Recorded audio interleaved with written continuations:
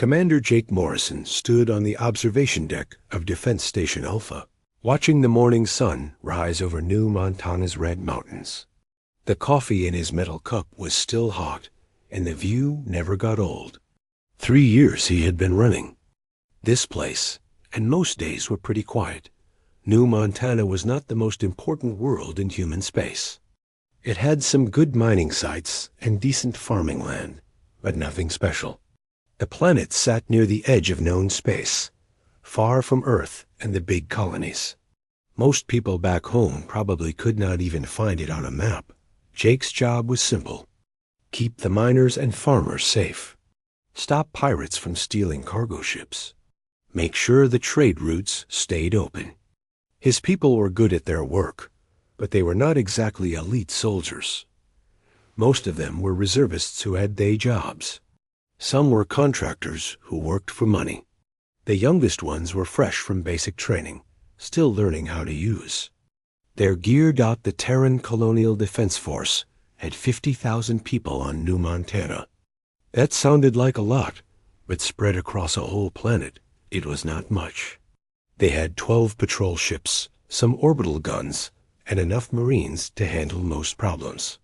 Their equipment was solid, but old. Earth's military got the new stuff first. Lieutenant Colonel Amy Parker walked onto the deck, carrying her own coffee and a data pad. She was Jake's second in command, a practical woman who kept things running when he was busy with paperwork. "Morning, sir," she said, looking tired. "We got some interesting news from the sensor nets." Jake turned away from the window. "What kind?" "Of interesting? The long-range stations picked up something big coming our way. Really big." Amy handed him the datapad. "Fleet movements on the edge of the system. Looks like Krillian ships." Jake looked at the numbers on the screen. His coffee suddenly tasted bitter. The Krillian Empire was bad news. They controlled dozens of star systems and had the biggest military force anyone had ever seen. They were not friendly neighbors. "How many ships?" he asked. "Over 200. Maybe more. They're still coming through the junk points." Jake felt his stomach drop. 200 warships was more firepower than most wars ever saw. Against his 12 patrol boats and some defense platforms, it was like bringing a tank to a knife fight. "Any word from Earth?" he asked. Amy shook her head. "Communications are still working, but even if we sent for help right now, it would take weeks for anyone to get here. These guys will be knocking on our door in a few hours." They stood quietly for a moment, watching the peaceful morning scene below. Farmers were probably getting ready for their day. Miners were heading to the deep shafts. Kids were walking to school. None of them knew what was coming. "What do you think they want?" Amy asked. "Same thing they always want. Surrender or die." Jake finished his coffee and set the cup down. "Get me Captain Dan Foster. Tell him to prep his squadron for possible action. And wake up Major Rick Torres. If this goes bad, we'll need the Marines ready." Amy nodded and started making calls on her comm unit. Jake watched her work and tried to think of options. They could evacuate some people, but not 50,000 civilians in a few hours. They could try to negotiate, but the Krillians were not known for being reasonable. They could fight, but the math was ugly. An hour later, the alien fleet was close enough to see clearly. Jake stood in the command center, surrounded by screens, showing ship positions and status reports. His officers looked nervous, but ready. These were good people, even if they were not super soldiers. The main screen flickered, and an alien face appeared. The Krillian looked like a cross between a lizard and a bug, with multiple eyes and sharp teeth.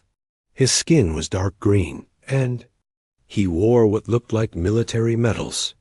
"I am Admiral Vextar of the Third Fleet," the alien said in heavily accented English. "You will identify yourself." Jake stepped forward. "Commander Morrison, Terran Colonial Defense Force. This is New Montana space. State your business." The alien's eyes seemed to focus on him with interest. Your business is now our business. Human, the Krillian Empire claims this system and all others inhabited by your species. You will surrender immediately and prepare for Imperial occupation. I'm afraid I can't do that, Jake said calmly.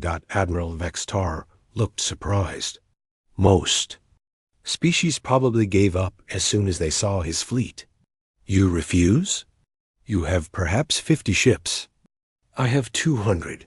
Do you not understand mathematics? I understand math just fine, Jake replied. I also understand that this is human space, and we don't bow to anyone who shows up with big guns. Behind him, Amy was quietly coordinating with the other defense stations. Lieutenant Colonel Parker had been in more fights than most people knew.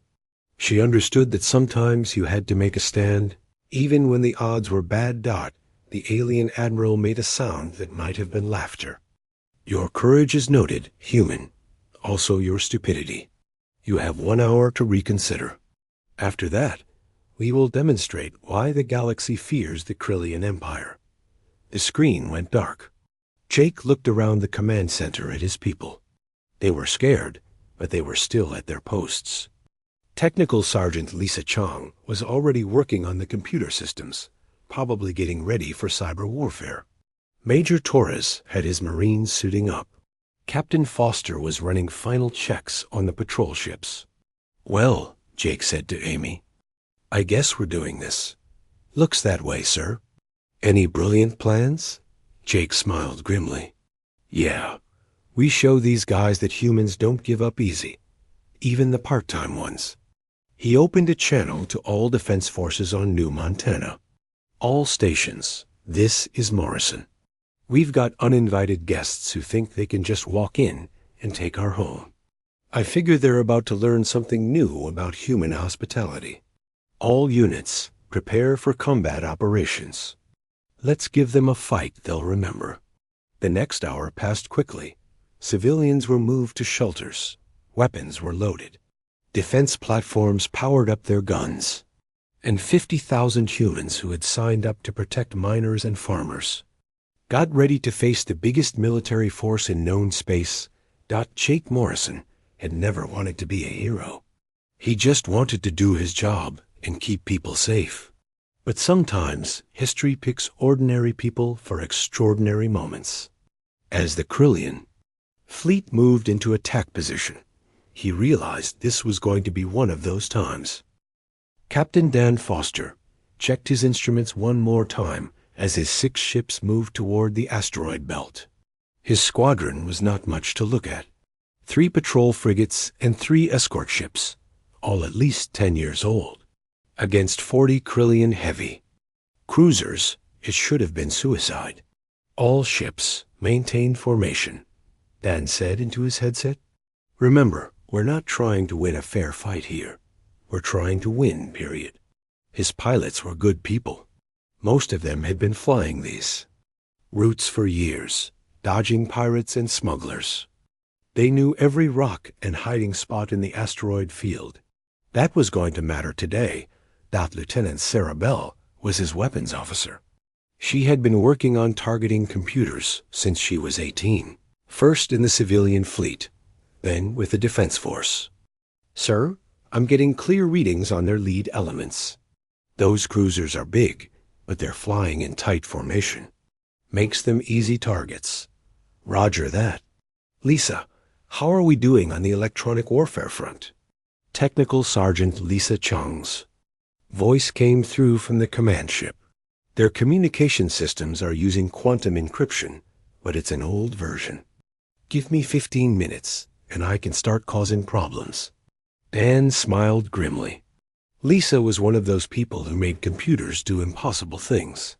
Before joining the Defense Force, she had worked for a tech company on Earth. Her civilian job involved breaking into systems to test security. The Krillians probably had no idea what they were about to face. The alien fleet was spread across several million kilometers of space, moving in perfect military formation. Dan could see why they had conquered so many worlds. The ships were huge, heavily armed, and there were a lot of them.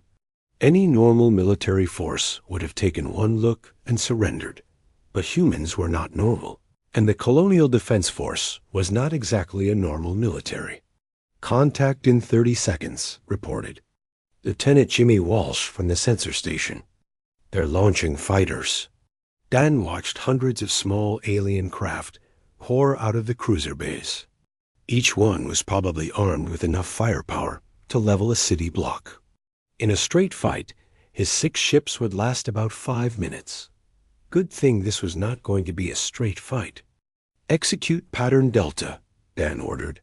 His ships suddenly scattered in 6 different directions, using the asteroids for cover. The Krillian fighters tried to follow, but found themselves flying into carefully prepared ambush points.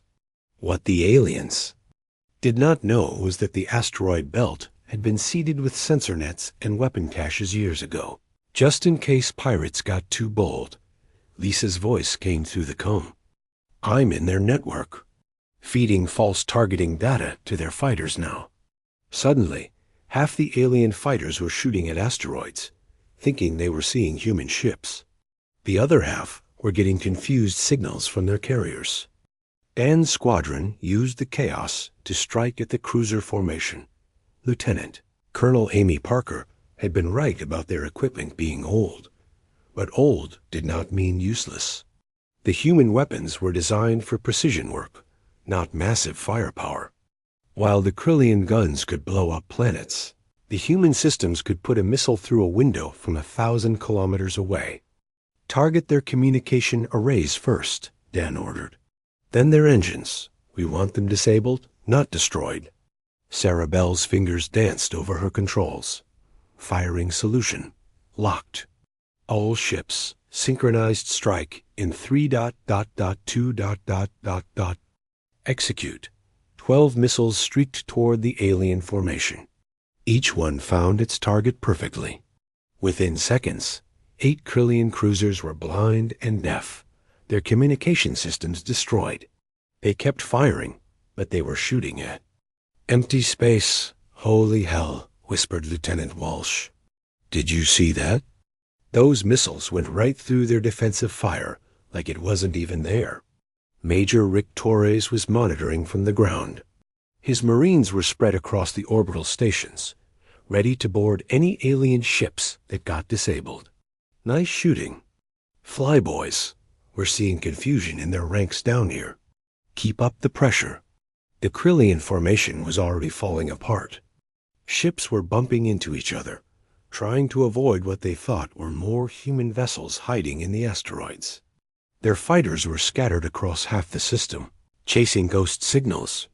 Dan's squadron struck again, this time targeting engine systems. More missiles, more perfect hits. The aliens started to realize they were not fighting a normal enemy. Human weapons seemed to ignore their shields and armor, finding weak spots that should have been impossible to target. Sir, Sarah reported, I'm reading massive power fluctuations in their lead cruiser. Looks like we hit something important. The flagship of the alien formation suddenly went dark. Emergency lights flickered along its hull as main power failed. 2 more cruisers were drifting, their engines dead. A 4th was spinning slowly, its navigation systems destroyed. Admiral Vestar's face appeared on the communication screen, looking angry and confused. What sorcery is this? Our sensors show only 6 human ships, but you fight like 100. Dan smiled. No sorcery, Admiral. Just good training and better equipment. What the alien commander did not understand was that human technology had developed along different lines. While most species built bigger guns and thicker armor, humans had focused on precision and efficiency. Every shot had to count when you were usually outnumbered. Lisa's voice came through again. I've got control of their navigation computers on 12 ships. Want me to send them somewhere fun? Do it, Dan ordered. 12 Krillian cruisers suddenly broke formation and started flying toward the system's sun. Their crews were probably panicking, trying to figure out why their ships would not obey orders. It would take them hours to regain manual control and get back to the fight. The remaining alien ships were trying to regroup, but they were still flying blind. Their commanders were shouting orders over emergency channels, not realizing that. Lisa was listening to every word and feeding the information to Dan's squadron. "They're trying to fall back to the outer system," Sarah reported. "Looks like they want to regroup and try a different approach." Dan nodded. "Let them go. We've made our point." In 2 hours of fighting, 6 human ships had disabled or destroyed more than half of the alien attack force. The survivors were fleeing toward the edge of the system, sending desperate messages to their fleet commanders. Major Torres came on the comm. "Good work up there, Captain. My boys are boarding the disabled ships now. The aliens are surrendering without a fight. They seem pretty shaken up." Dan looked at his status board. All 6 human ships were still operational. They had used less than half their ammunition. Nobody was even seriously injured. "Lisa, what's the word on their communications?" "I've got access to their entire fleet network now, sir. They're sending some very interesting messages back to their commanders. Apparently, they've never seen anything like our tactics before." Dan could believe it. Most military forces fought like the Krillians, using massive firepower and overwhelming numbers. They probably had never faced an enemy that relied on precision and electronic warfare. "All ships return to base," Dan ordered. "I think we've given Admiral Vextar something to think about." As his squadron headed home, Dan reviewed what they had accomplished. 40 alien cruisers had been reduced to scrap metal or floating wrecks. The attack force was scattered and demoralized, and they had done it all without losing a single ship. But Dan knew this was just the beginning. The Krillian Empire was not going to give up after one defeat. They would send more ships, bigger guns, angrier commanders. The real test was still coming. What the aliens did not know was that the Colonial Defense Force had been preparing for this day for years.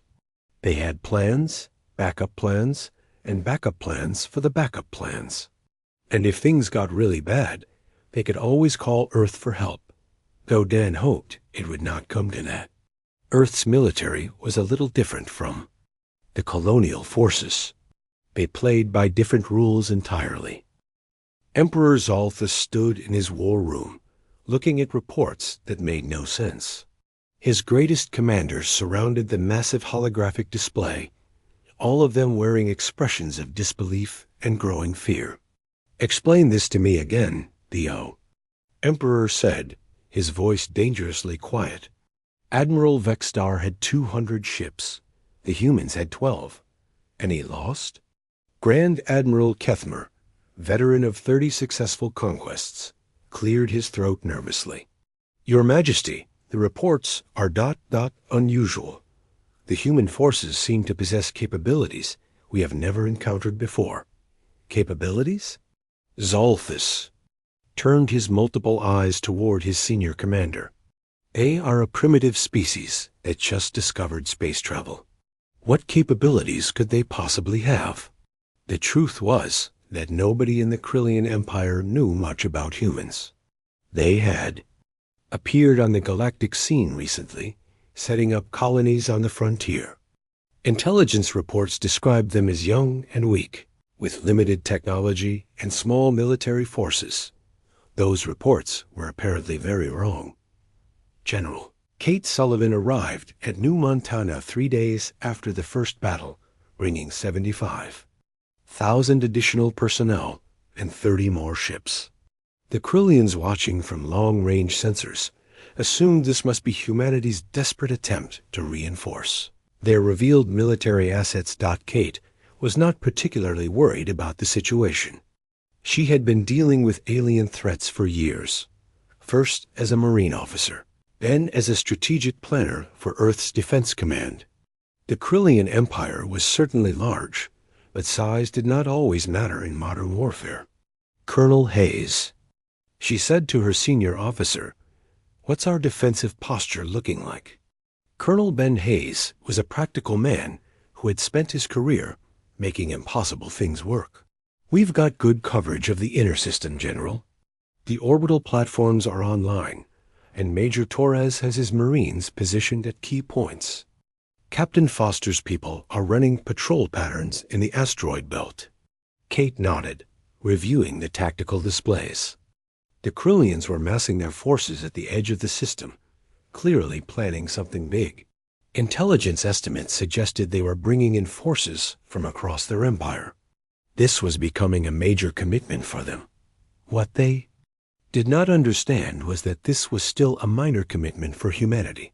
"Commander, Sarah Martinez was running fighter patrols near Proxima Station when the next wave of alien ships appeared.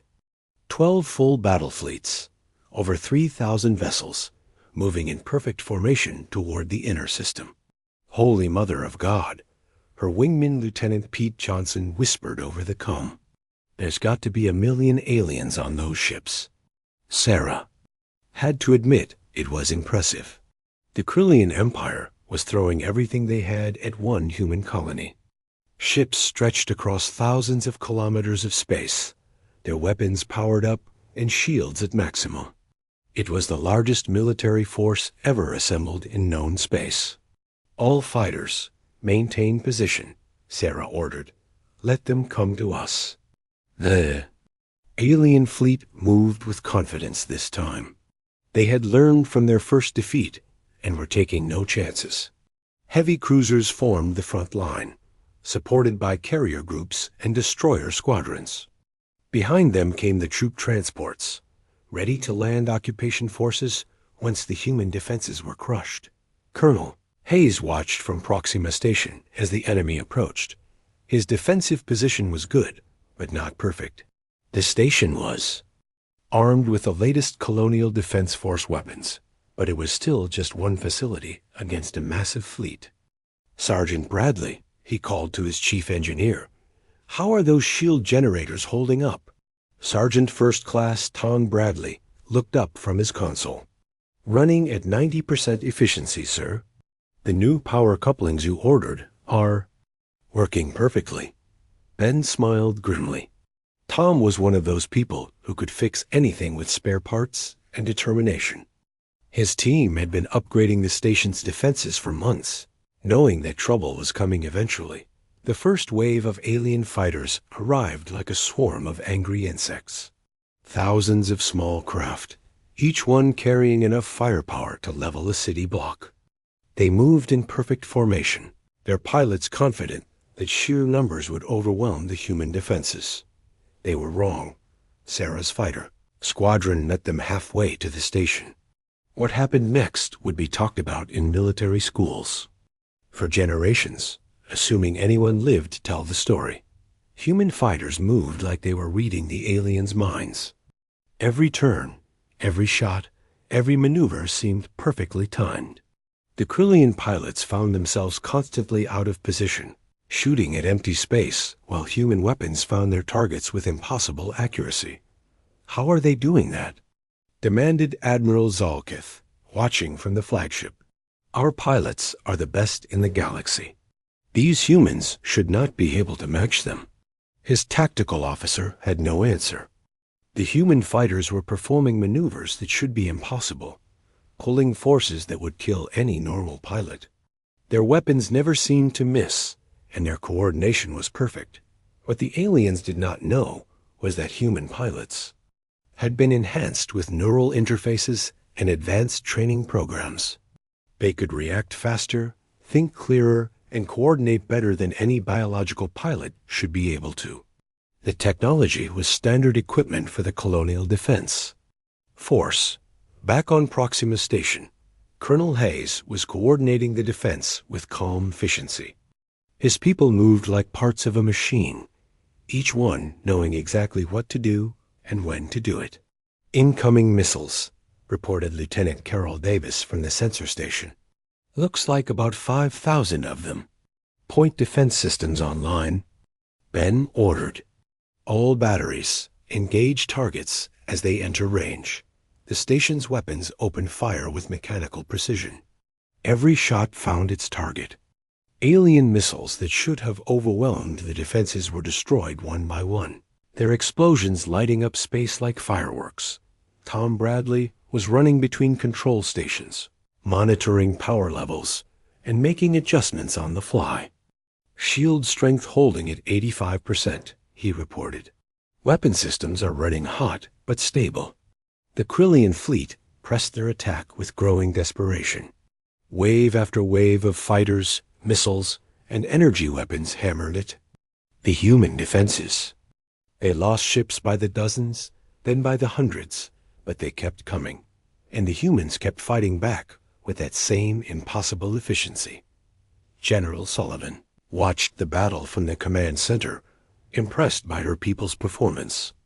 Communications, get me a channel to the Krillian fleet commander.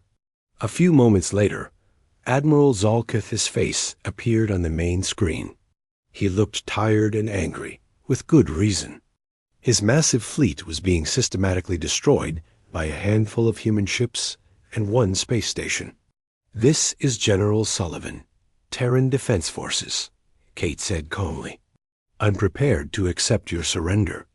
The alien commander's eyes went wide with shock. "Surrender? You are outnumbered 1,000 to 1. Kate looked at her tactical display. The Krillian fleet had lost over half its ships in 6 hours of fighting. Her own forces had taken minimal damage. "Admiral, you came here with 3,000 ships. You now have about 1,400 left, and most of those are damaged. My people have barely gotten warmed up. I suggest you cut your losses while you still can." Zalketh looked around his bridge at the damage reports flooding in. His greatest military commanders were staring at displays showing impossible human capabilities. Ships that should have been scrap metal were still fighting. Weapons that should have been exhausted were still firing with perfect accuracy. "What are you?" he whispered. Kate smiled grimly. "We're the people you decided to pick a fight with. Now, do you want to surrender, or do we need to finish destroying your fleet first?" The alien admiral looked at his remaining ships, then back at the human general. For the first time in his career, he was facing an enemy he could not defeat. He struggled with words he had never expected to say. "The Krillian Third Imperial Fleet surrenders to human forces." Kate nodded professionally. "Wise choice, Admiral. Now let's talk about how this is going to work." The news traveled across the galaxy faster than light itself. In every major civilization, from the Andromedan Council to the Vegan Trade Federation, emergency meetings were being called. The impossible had happened. The Krillian Empire, dominant, military power for over 3 centuries, had been completely destroyed by an unknown species. Ambassador Helen Ross stepped out of her transport ship onto the crystal platform of the Galactic Assembly Station. She was a career diplomat who had spent years preparing for humanity's eventual contact with galactic civilization. But she had never imagined it would happen like this. The station was buzzing with activity. Representatives from hundreds of species were gathering for an emergency session. Helen could see the fear in their eyes as they looked at her. Word had already spread that she was the human representative, speaking for the species that had just shattered the galaxy's most powerful military force. "Ambassador Ross," came a voice behind her.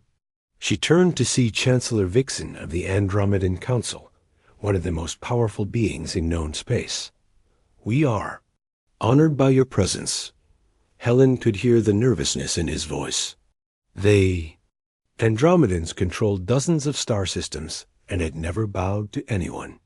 Now their leader was speaking to her like she represented some kind of galactic superpower. "Thank you, Chancellor," Helen replied politely. "I'm looking forward to our discussions." What she did not tell him was that she was just as surprised as everyone else. 3 months ago, she had been Earth's Assistant Secretary for Interstellar Affairs, a job that mostly involved reading reports about distant colonies. Now she was apparently the galaxy's most important diplomat. Captain Jim Watson stood beside her in his dress uniform. He was the highest-ranking military officer Earth had sent to the assembly, a career Marine who had spent most of his time doing security work at embassies. Like Helen, he was not prepared for the reception they were getting. "Ma'am," he whispered, "these people are scared out of their minds." Helen nodded. She could see it in every face, hear it in every conversation. Species that had ruled star empires for millennia were whispering about the terrifying humans and their unstoppable military forces. The assembly hall was massive, with seating for over 1,000 representatives. As Helen walked to the human section, conversation stopped. Every eye in the room followed her movement. She could feel the weight of their attention, the mixture of fear and desperate curiosity. Secretary General Morden of the Assembly called the session to order. He was an elderly being from a species that had been mediating galactic disputes for centuries. His voice shook slightly as he spoke. "Honored representatives, we face an unprecedented situation. The Krillian Empire, which has dominated galactic affairs for 300 years, has been completely defeated by forces from the species known as humanity." A murmur ran through the crowd. Many of the representatives had never heard of humans before the news of the Krillian defeat. Now they were all desperately trying to understand what kind of beings could accomplish such a thing. "We have invited Ambassador Ross to address the assembly and help us understand the implications of recent events." Helen stood and walked to the central podium. 1,000 alien faces stared at her, with expressions ranging from terror to desperate hope. Many of them probably expected her to announce humanity's intention to conquer the galaxy. "Honored representatives," she began, "I want to start by addressing what I know are your primary concerns. Humanity has no interest in conquest or domination. We are not here to replace the Krillian Empire or to impose our will on other species." The relief in the room was visible. Several representatives actually slumped in their chairs. But Helen could see that many were still suspicious. If humans were so peaceful, how had they destroyed the galaxy's greatest military power? "However," she continued, "I think there are some misunderstandings about recent events that need to be cleared up." She gestured to Captain Watson, who activated a holographic display showing the new Montana system and the recent battles. The forces that defeated the Krillian Empire were not humanity's military. They were colonial defense forces, essentially police units with some part-time soldiers. The silence in the hall was complete. Helen could see alien faces frozen in disbelief. The Terran Colonial Defense Force exists to protect mining operations and trade routes from pirates and smugglers. The personnel involved in the recent conflict number approximately 125,000 individuals equipped with standard defensive equipment. Captain Watson stepped forward. His voice was calm and professional, but Helen could see the shock spreading through the audience as he spoke. The forces that engaged the Krillian fleet represented less than 0.1% of humanity's actual military capability. Earth's regular armed forces number in the hundreds of millions, equipped with weapons and technology that make the colonial defense equipment look primitive by comparison. The implications hit the room like a physical blow. If what the humans were saying was true, then the forces that had effortlessly destroyed the Krillian Empire were not even real soldiers. They were basically mall cops with spaceships. Representative Kel Axe of the Vegan Federation stood up, his voice shaking. "Are you saying that your true military forces are still on Earth?" Helen nodded. "The Terran Defense Command has had no reason to deploy outside our home system. The colonial forces have been adequate for our security needs." But the Krillians had 3,000 ships," stammered Chancellor Vixen. "If your colonial police could defeat them so easily, what could your real military do?" Captain Watson looked uncomfortable. "With respect, sir, I don't think that's a question anyone wants answered. The truth was starting to sink in. Humanity had not revealed some secret weapon or unleashed their hidden fleet. They had simply defended themselves with whatever forces happened to be available, and those forces had proven to be more than adequate. Dr. Zethera of the Science Council stood up slowly. Ambassador, could you help us understand how this is possible? Our intelligence services describe humans as a young species with limited technology. Helen smiled diplomatically. I think your intelligence services may have been looking at the wrong things. Humanity has been preparing for galactic contact for over a century. We've had time to develop certain ... capabilities. What she did not explain was that Earth's technology had developed along completely different lines from the rest of the galaxy. While other species built bigger ships and more powerful weapons, humans had focused on efficiency, precision, and force multiplication. A single human soldier could accomplish things that would require a regiment of aliens. The point is, Helen continued, that humanity seeks peaceful coexistence with all galactic civilizations. We have no territorial ambitions beyond our current colonies. Representative Malther of the Hegemony spoke up. But what about the power vacuum left by the Krillian collapse? Dozens of systems are in chaos. Client species are declaring independence. Trade routes are being disrupted. Helen had been expecting this question. Earth is prepared to assist in maintaining galactic stability, but only at the request of legitimate governments. We will not impose solutions or occupy territory. The rest of the session was spent working out details, but the fundamental shift in galactic politics was already clear. Humanity had become the dominant military power in known space without even trying. Their mere existence was enough to prevent major conflicts, because nobody wanted to find out what their real military could do. As the session ended, Helen was surrounded by representatives offering trade agreements, military alliances, and various forms of tribute. Species that had never acknowledged human existence were now desperate to secure good relations with Earth. Walking back to her transport, Captain Watson shook his head in amazement. Ma'am, 6 months ago I was guarding embassy parking lots. Now I'm apparently representing the galaxy's new superpower. Helen laughed, but it was not entirely a happy sound. Jim, I don't think any of us were ready for this.